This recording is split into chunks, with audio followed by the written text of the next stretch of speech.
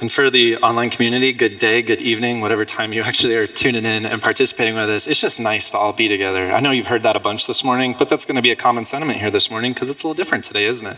Hasn't happened in a little bit. And so that's a super meaningful thing. It's so good to see you. And for those of you that don't get to see your faces, it is no less good simply to be with you. We are proud and happy to be a church all together here this morning. So today, as we continue forward in this passage, does our world not need a little more genuine love right now? Honestly though, I mean, just think about it for just a moment. Like if a church can contribute anything right now, it would be to be an expression of genuine love. And I don't know about you, but if you ponder the months ahead, I don't see that diminishing. Like I see that need increasing, and I see there being all kinds of opportunity here.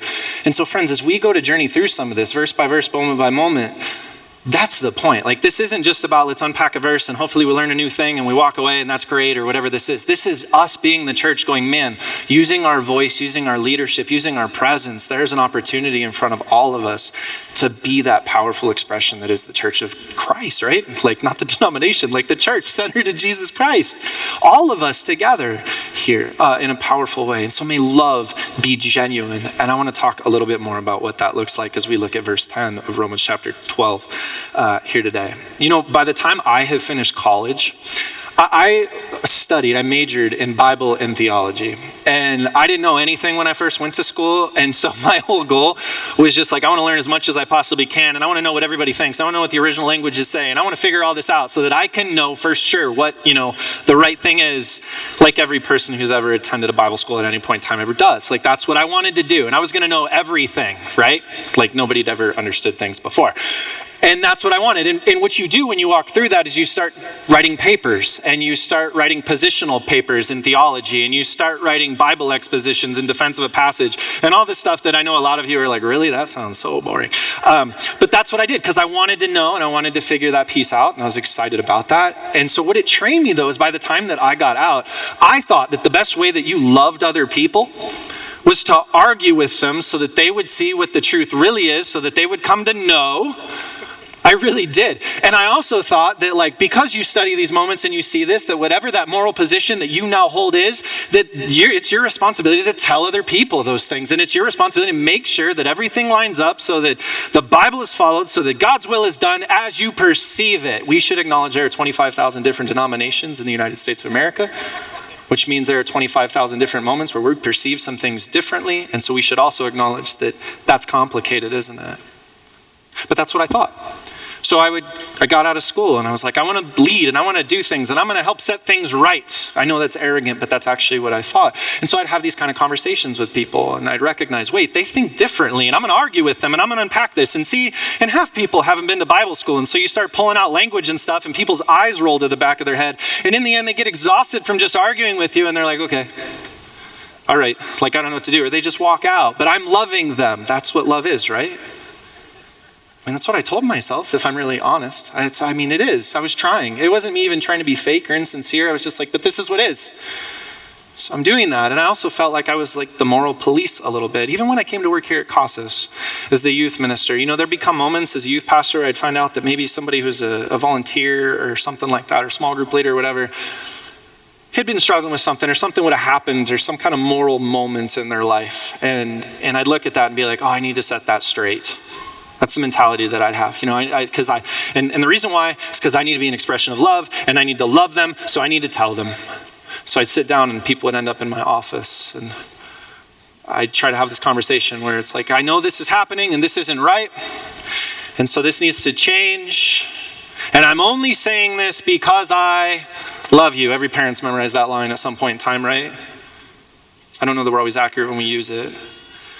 That's what I'd say. And I have this conversation. And yet there are all these moments that are now seared into my brain. Because I've had lots of them, if I'm really honest with you.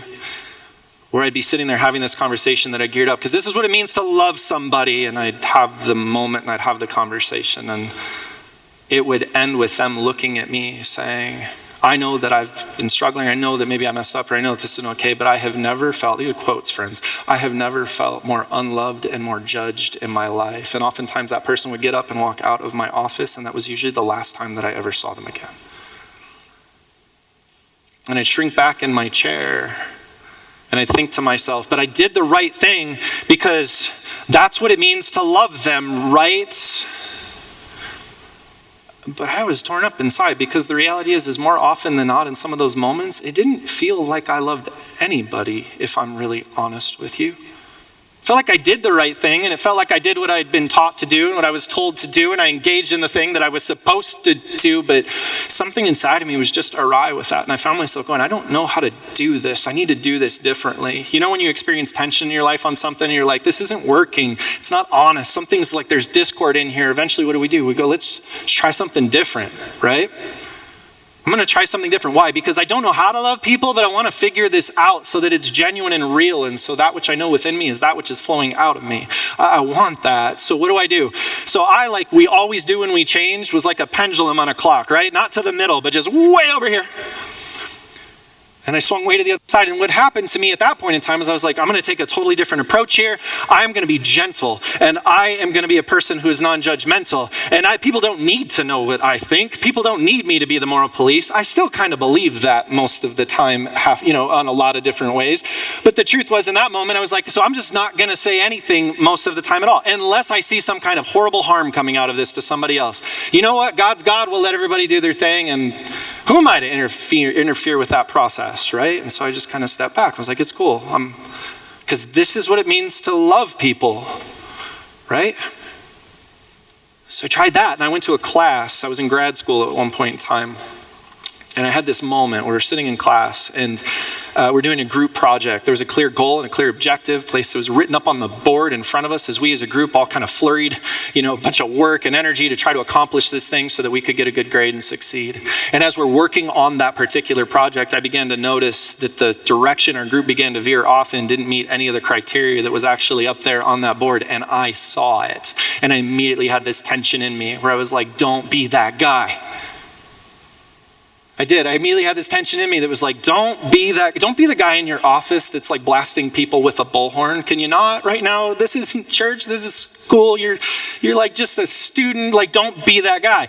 And love people the way that you would, the way that you are now. Like, do that thing. And so I just paused my group very gently and I go, hey guys, have you noticed like what the thing on the board actually says? And do you guys think that we're on track with that? Like, this is me checking in. Do you think we're on track with that? Or do you think maybe like we need to adapt a little bit? And everybody lifts their head from the frenzy of their work and they look at the board and they see the goals and they go, no, I think we're good. And then they just go right back to work. And I said, okay, well, if that's what we all collectively think as a group and I'm a part of this group as your teammate, like, all right, I'm good. And they said, okay. And I said, oh man. And so we completed our assignment. The night ends, we give our presentation and our professor gives everybody a low grade with one exception. She fails me. I was so mad. And I waited after class because it seemed so unfair. It was a group assignment. Like, why was I the only one that was failed in that moment? And I walked up to her after the class and I said, I don't understand why my grade was lower than everybody else's. She said, Ryan, I was observing how you guys were interacting as a group. And while your group worked on this, you actually saw and recognized that your group was off target. You actually saw and recognized that this was not accomplishing what it was supposed to accomplish. She goes, and I saw you gently ask a question. But then when your group elected to run off a cliff, you just went and ran right alongside with them and ran off it with them. And I said, but you don't understand. I'm not like the leader of that group. I'm not responsible for this group. I'm just a teammate. And so I'm just trying to care about my teammates and just be, a loving, caring person in this. Like, this is what my value was. And so when the group elected to do that, that's what I did. And she looked at me and said something to me that to this day stuck with me and become a very powerful statement in my life. And she said, Ryan, I find it interesting that your definition of genuine love and care is to see people running off a cliff and to elect to run off it right alongside them. And she was right. But it didn't solve anything for me because now I don't know what to do. Do you feel this? Like, I did the other thing. I commandeered the vehicle before and now I don't know what to do. And for me in my life, there's been so many of these moments where I just don't understand what genuine love means, right? Because I've got somebody in one ear telling me it is speaking the truth in love and you've got to be assertive and you've got to tell people and the gospel's an offense and if everybody hates you, that's because they hate God and you're loving them. And I'm like, I don't know about that. But But I've also got people in my other ear being like, but it's no, like, and just nothing, and don't say anything, don't ever do anything. And I don't know what to do, because more often than not, in both of those situations, what ended up getting expressed, the guy with the bullhorn wasn't received as loving, and the person who ran off the cliff with everybody else wasn't perceived as loving. My teammates weren't happy that they got a low grade, and they knew I knew the whole time. I didn't know what to do. This has been something that I have struggled with over time. Are you? Do you know what this is like? Have you felt these tensions inside of you? And this is just one example. There's a whole host of ways where we look and we go, is that what genuine love really is? Is this what it means? I share this with you today because the truth is, in both of those scenarios, I've gotten a little more honest with myself over time. In both of those scenarios, I was far more concerned with protecting myself than I was about caring about the person in front of me. In the first one, I was protecting my own morals, my own beliefs, my own values, and I was blasting them out on other people without regard for who was actually there. Because they needed to know, and this needed to happen, and that's how it was. And in the second scenario, the same kind of thing existed in reverse, where I was more concerned about being seen as somebody who didn't care, being seen as somebody who wasn't team, being seen as somebody who wasn't loving, that I did nothing at all and just ran off a cliff along with everybody else. Because I wasn't worried about them. This wasn't about actually sincerely loving them. This was about me protecting me and what I held dear. I have struggled with genuine love in my life, friends, because I keep trying to do the right thing and messing it up. And I think Paul gets at some of this. I think when he writes Romans chapter 12, he knows that this is going to be a struggle for us. I think he knows that religion is bound to get love wrong at some point, because we turn the genuine expression of the thing and the honest care for one another into rules about what pleases God and what pleases us at some point in time. And even though we try to land in the right place, when our heart gets it wrong, it never gets experienced that way. And it gets really, really complicated, doesn't it? And so today, friends, I just want to recognize we are in a season, I'll say as Americans, I'd say globally, but that I'm not sure how it is absolutely everywhere. I know for us right here and right now, even in this community, where it's really easy for genuine love to get lost along the way right now. We are in a season of time where it's really easy to turn a person into a position and to another argument and not see the beautiful thing that they actually are. We are in a season, friends, where it is really easy to see what you are losing around you or what you are frustrated by around you and become utterly defensive, where you are protecting yourself from other people to the degree that we can't love them. It is really easy right here and right now to get fatigued based off all of the uncertainty and the complexity that so many of us face. And just get so worn out by that the voice of love quietly just begins to lower and lower, and the expression of it begins to fade into the background. And I have to ask you this question, 2 questions here this morning. And the first is this: what if right here and right now, real love is getting really lost?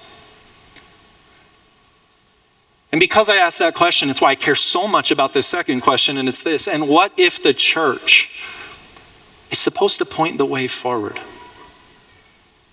And I don't mean the church as a building that some of us have arrived at in person today. I mean the church as us as people, the true and honest expression that is the church.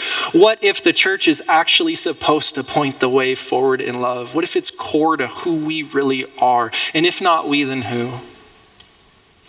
That's the premise of this whole thing that I'm talking about here today. That's the premise of this message as we begin to look through this in verse 10. I want to empower us to that. We need you. We need one another to be a profound expression of beautiful love to the people around us, that people might go, wait, that's the real deal. That's the genuine article. I can trust that.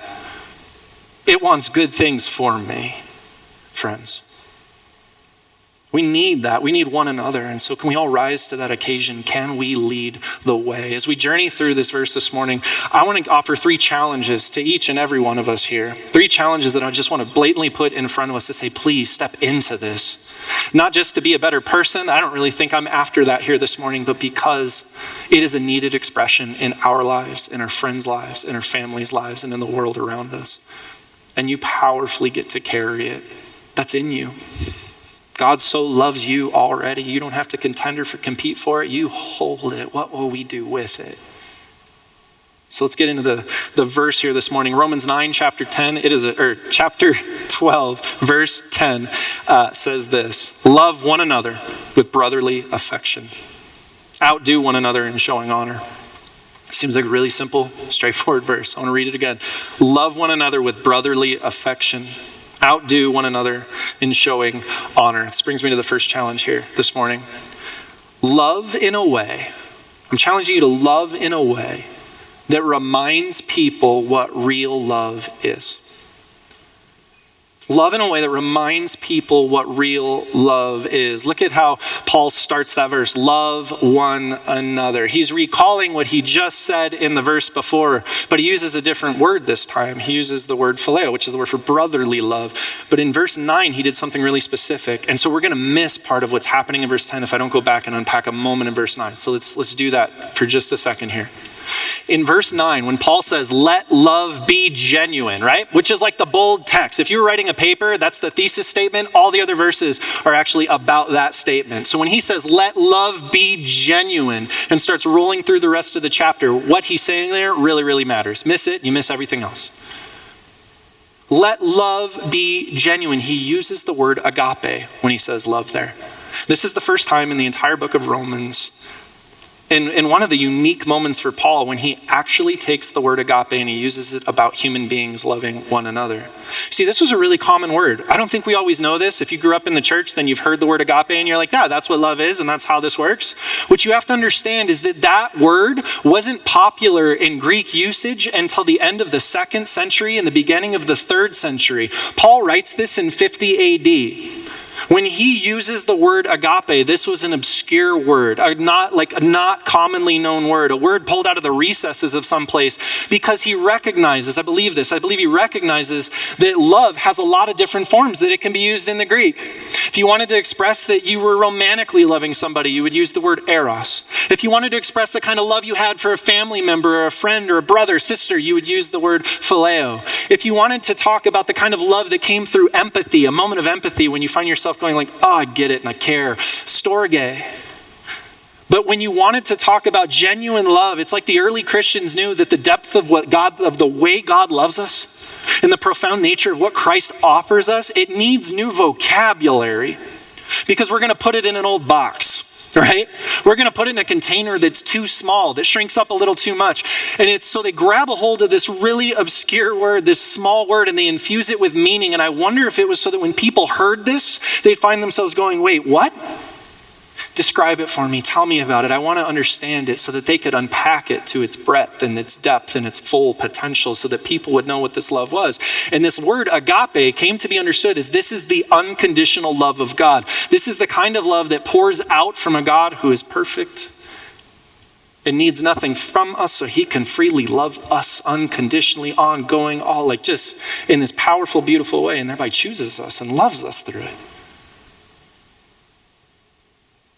And this is a key moment where Paul looks and he goes, that love that's made its way to you, that love that's transformed you, that love that you so resonate with, that it like strikes a tuning fork in your own heart and it makes the universe make sense, that love, that's the way I want you to love everyone else. That's the thing I want you to take and extend it beyond you. That's the genuine article, the real thing. That's what he challenges us to in verse 9 there. And he says, let love be genuine.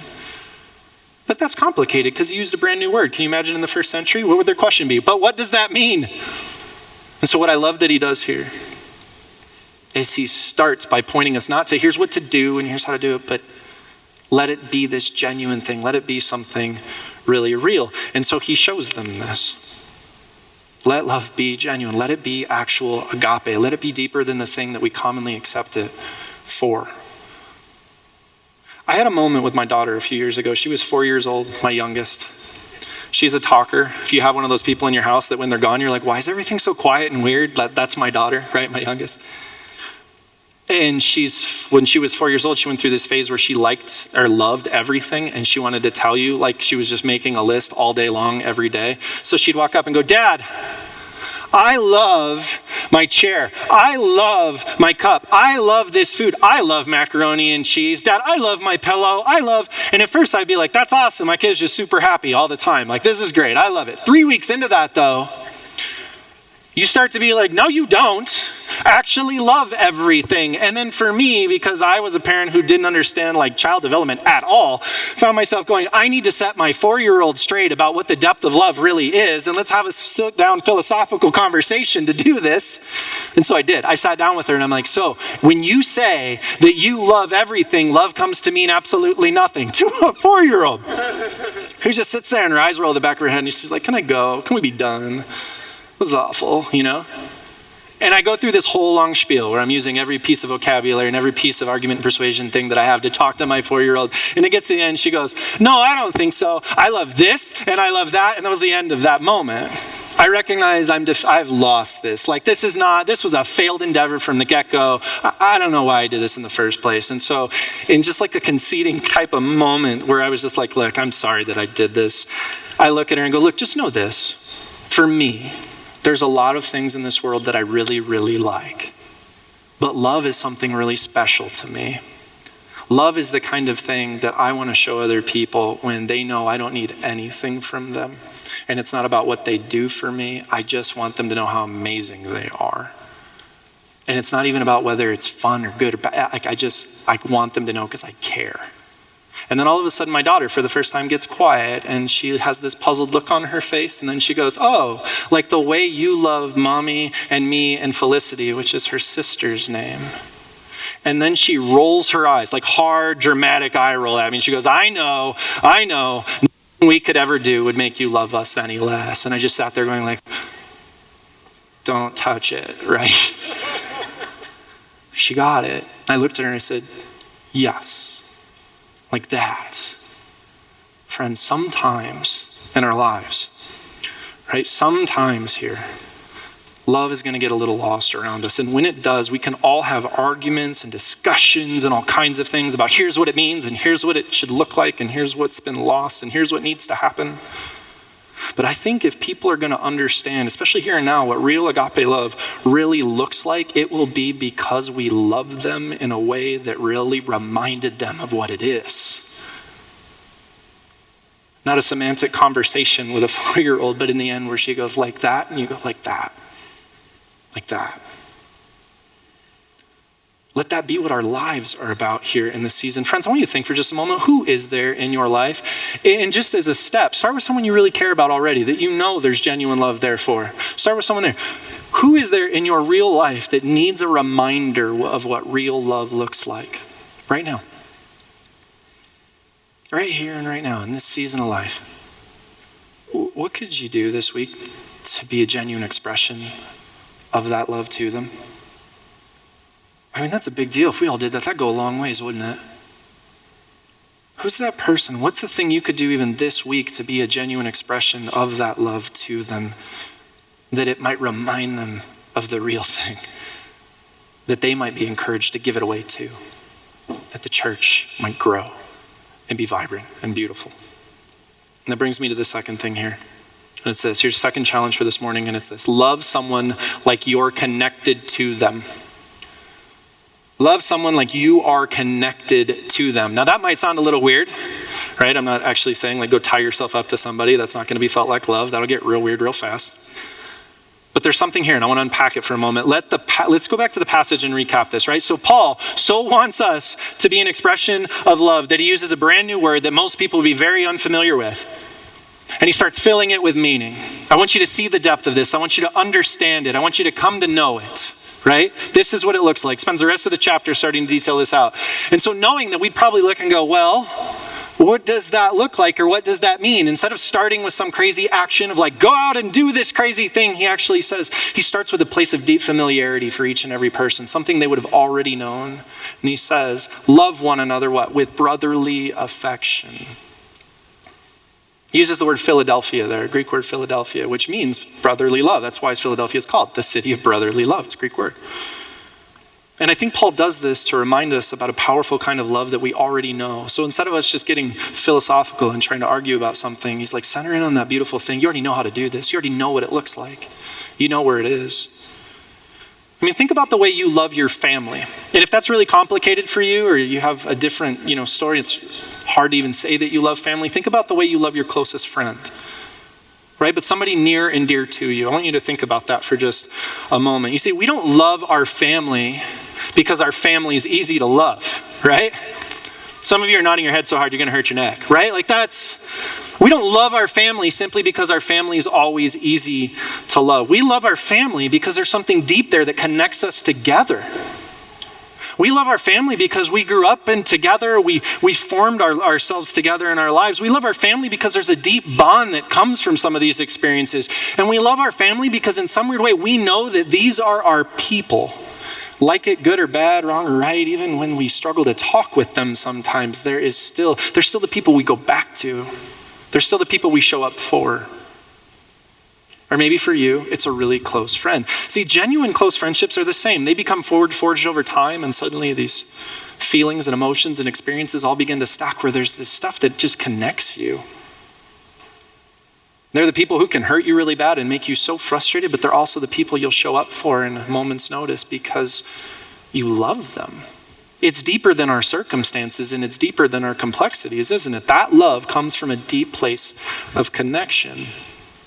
This is actually the kind of love that Paul's referring to here. It's as though he says, I want you to genuinely love one another. And we go, but what does that mean? He doesn't say, go be nice to people. No, just clean up your act on social media and be a little kinder. No, just make sure that you're doing a thing of encouragement this week. He doesn't start with any of that, does he? What does he say? He goes, no, that thing that you already know, that genuine love, the real deal, the thing that's already there, start there, resonate there. Let that be the first thing that starts to fill in this new definition. Love them that way. I have a sister. She is 4.5 years younger than me. And I love her to death, but I drive her crazy sometimes. I know that. In fact, it's one of my top 3 talents, and I've honed it over the years. It really is. And I know that she sometimes drives me a little bit crazy too. There's a lot of ways that we are similar because we grew up in the same house. We were shaped by a lot of the same moments and things and stuff, all of that. Genetics even. But there's also so many ways where we're just so utterly different as human beings. And so there's been these moments where I drive her nuts. And there's these moments where she probably drives me nuts, where I know that that's true. There's been seasons of time where there have been tensions between us. There's been seasons of time where there's been hurt, frustration. There's been moments where we haven't talked as much as maybe we would have liked to. And there are a lot of things that even right now we probably come to see differently on or don't always see eye to eye on. But I love her. She's one of my favorite people in the entire world. Just thinking of who she is makes me as a brother just joyous. I love her. There's a connection there, right? Despite whatever differences exist between us, despite whatever struggles there might be, I am for her. And if she's having a really hard time and needs it and calls me, I'll be there. I'm connected. There's a bond there. There's something like this. And so I want you to imagine right now that Paul is standing here next to me somehow. He just suddenly is standing here. And I want you to imagine that I take that struggle I talked about at the beginning, going I don't know how to genuinely love somebody. I try this way and it's not right. And I try this way and it doesn't resonate as real. And I'm not quite sure. And I want you to imagine that right now Paul's standing next to me. And I believe that if he were standing here and I look, he'd say, Ryan, yes, what I wrote, just do that. Genuinely love people. And I'd look and I go, Paul, I don't know how to, I've tried. I was the guy with a bullhorn, or I was the guy who ran off the cliff with people and no one felt loved. And I don't always know how to genuinely love people. I get confused on this sometimes. What's it look like? What's it mean? What do I do here? And I wonder if he'd look at me and he'd go, Ryan, you know the way that you love your sister? I'd say, yeah. You know the way that even though you guys have walked through complexity and different things, there's still connection, you're still for her? I'd say, yeah. You know the way that you love your closest friends? You know the way that you love your family? You know the way there's that deep bond and that thing that pulls you and unites you guys together in this? The way that love is? I'd say, yes. And I wonder if he'd look at me and just say, yeah, do that. Do that for others. That's what I'm actually getting at. See, friends, what if when you see your neighbor, what if they're really your sister? And don't make that biological and weird. You know what I'm talking about. What if when you see your neighbor, what if they're really your sister? What if when you see your enemy, you're really looking at your brother? What if when you see the person that you can't identify with at all because they're just so utterly different than you and seem so strange in the way they think and operate and all that stuff, what if you're really looking at your friend? What if we loved people with brotherly love and brotherly affection as the church leading the way in what genuine love looks like? And I get it, maybe some of us are sitting here going, but they aren't my neighbor. But they aren't my sister. But they aren't my brother. But they aren't my family. And they certainly aren't my best friend. And that's the truth of it. That's the cold, hard facts. I'd look and I go, I know. I get that. There's a moment with Jesus. He's standing in a really crowded room and a bunch of people of all walks and lifestyles and places and people have all gathered around to listen to him and to hear what he's doing. His family shows up at the house at that point in time and it's his mother and his brothers. And they say, can you go get Jesus? We're here. Tell him his mother and brothers are here to get him. And they go inside and Jesus looks at the messenger who's like, man, why you got to make this so complicated all the time? And he says, actually, looking at the rest of the room all around him and all the people who've gathered here, he goes, these are my mothers and my brothers and my sisters. Friends, they may not be your biological person. They may not be your actual best friend. But that doesn't mean you don't have the choice to see them that way anyhow. See, that's up to you. That's up to me. But I gotta ask, what would happen if we did? What would these next couple of months look like if we did? What would this next season of life look like if more people around us simply took that up and said, despite the complexity, I choose it. I choose love. I choose genuine love. And you're going to get it wrong, me too. And yet what a great starting place. I trust that a lot, actually. And that brings me to the last and final thing, and it's this. The final challenge for the morning. Lead the way in respecting others. The church should lead the way. So I'm asking you, lead the way in respecting others. Look at the last part of this verse. Outdo one another in showing honor. Translators have a really hard time with this part of the verse. Here's the way so I read the ESV, right? Which is English Standard Version. Outdo one another in showing honor. Here is the NIV. Honor one another above yourselves. King James Version. In honor, preferring one another. The NASB. Give preference to one another in honor. This word that they're struggling with that's being translated is either outdo or give preference. Is this word that is about showing somebody something, but it carries this idea of leading somewhere. It's the same type of word that's not just trying to be like, I'm better than you, right? So where the ESV says outdo one another, it's not actually saying get real competitive here and make sure that you're way better at showing honor than everybody else. That misses the point too, but it also misses the point to just be a mild suggestion of so just, show everybody honor, people. It's not that either. What's being captured here is that we have this ability, this opportunity to take that love, that brotherly love that we root ourselves in, and then lead the way in what it means to treat others with honor and respect and love and dignity. Contained within that word honor is the words value and respect. All of that. And what he's saying is, so lead the way. A literal translation of this would read, show the way to one another in respect and value. So love one another in such a way that you show other people what real love and real respect looks like. Not so that you can be esteemed, but so that it can grow.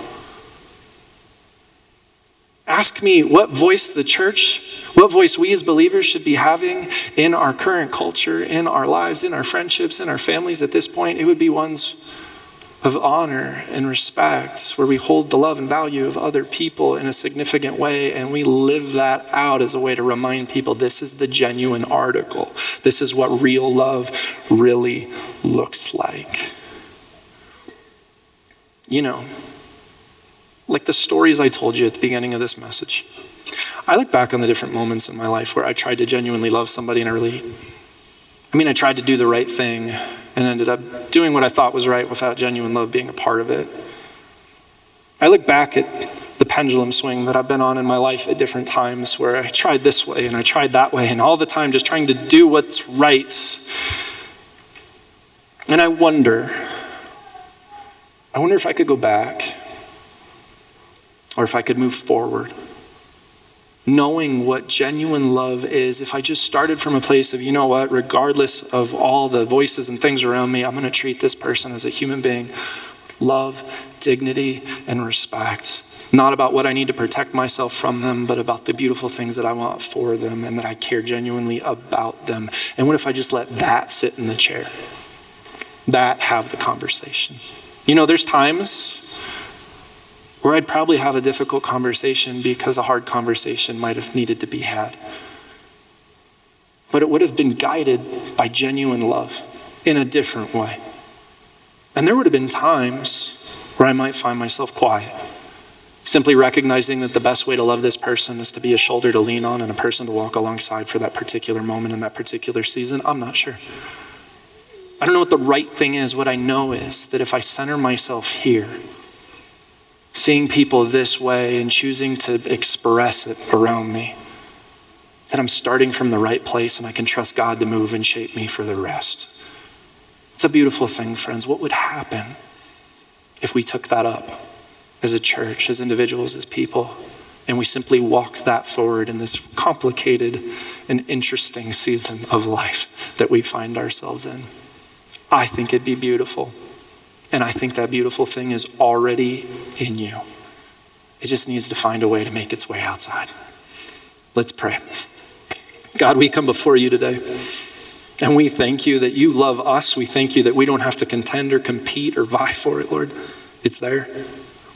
I pray for those in the room that don't know that, for those in the room that felt like that voice has gone silent for them in months, for those that don't know what it is to resonate in that love. I pray that blessing over them this morning, God, and I ask you for that they would see it, that they would know it, that they would feel it, that it'd be powerful in their lives, Lord, because we want to be a powerful expression of love to the world around us. And so, Father, please help us to be genuine. Not to be the right kind of people, to do the right kinds of things, but to simply genuinely take love and see where it leads us, because we're going to trust you for that, Lord. Lead us, guide us, make it known, bless others. May we be a powerful reminder of what love looks like. We love you, Lord. Thank you that we get to gather together. In Jesus' name we pray. Amen.